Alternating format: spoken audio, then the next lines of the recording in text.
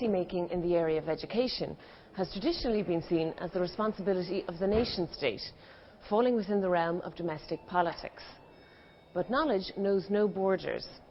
Globalization has introduced new actors and led to the internationalization of education, setting the pace for reform to develop and modernize universities. Back in 1999, ministers of education from 29 European countries signed the Bologna Declaration, setting the goal of creating by 2010 a common European higher education area in which students could choose from a wide range of high-quality courses and benefit from smooth recognition procedures. An important aim of the declaration was to increase the international competitiveness of the European system of higher education. The Bologna process constitutes the most comprehensive university reform in recent years. The Epp-Ed group organised a public hearing on higher education in Europe under the chairmanship of Doris Pack, Epp-Ed spokeswoman in the Committee for Culture and Education of the European Parliament, who also explained the aim of the hearing. We have to speak in this House, in the European Parliament, on this process because it was launched without us, without any national parliament. And so I think we should know what's going on. The idea behind is good.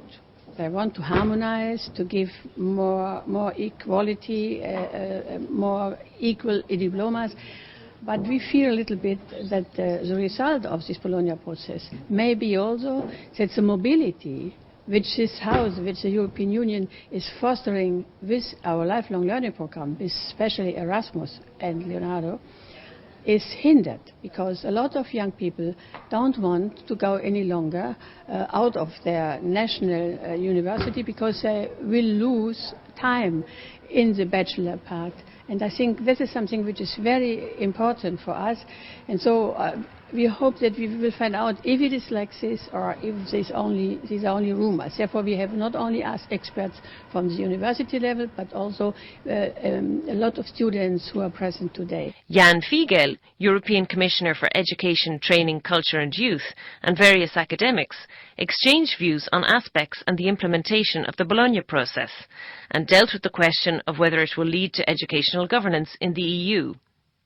He also outlined the Commission's priorities in this field. The aim of the Bologna process was to establish European higher education area by 2010.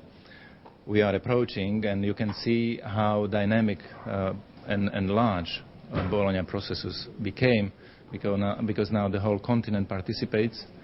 Many structural reforms at the universities are reality, and what is the most important part of reforms is focus on quality and quality assurance.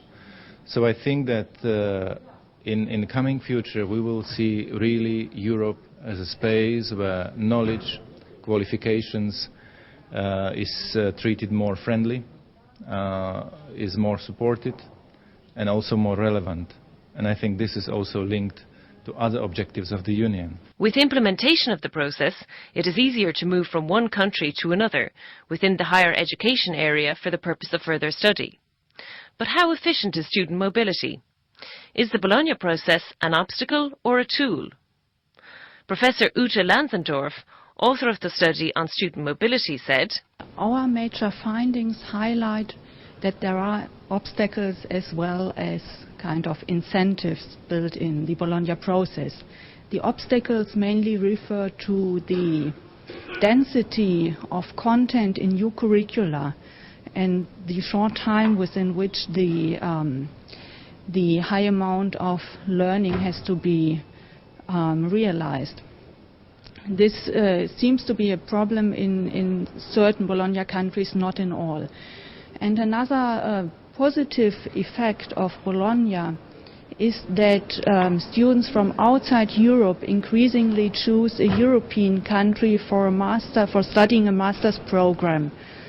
The incoming mobility from non-European countries is increasing. We are not sure if this is just due to the Bologna process.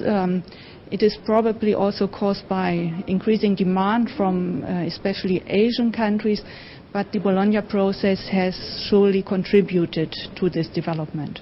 The European Commission, together with the Council of Europe and UNESCO, developed the Diploma Supplement in order to improve international transparency and to facilitate academic and professional recognition of qualifications such as diplomas, degrees and certificates.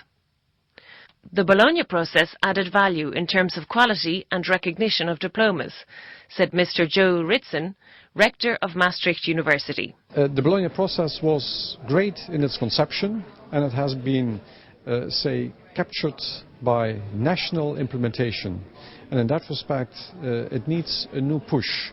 It has done something, I think, important, but in terms of recognition and accreditation, it's still not there, in particular because accreditation is national, and also the recognition process is highly complicated because of the fact that everything is done on a national level. Mrs. Back concluded the hearing by saying, In den Mittelpunkt der Universitäten müssen die Studenten. I want to underline that the students have to be the focus of the university.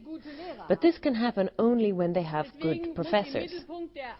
It's in our interest to convince teachers to be good teachers.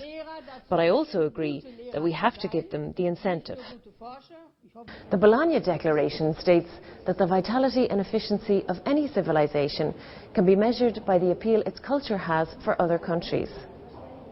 The signatory countries explicitly express their aim to ensure that the European higher education system achieves global appeal, equal to Europe's extraordinary cultural and scientific traditions.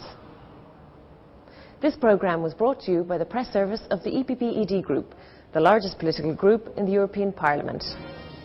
See you again soon.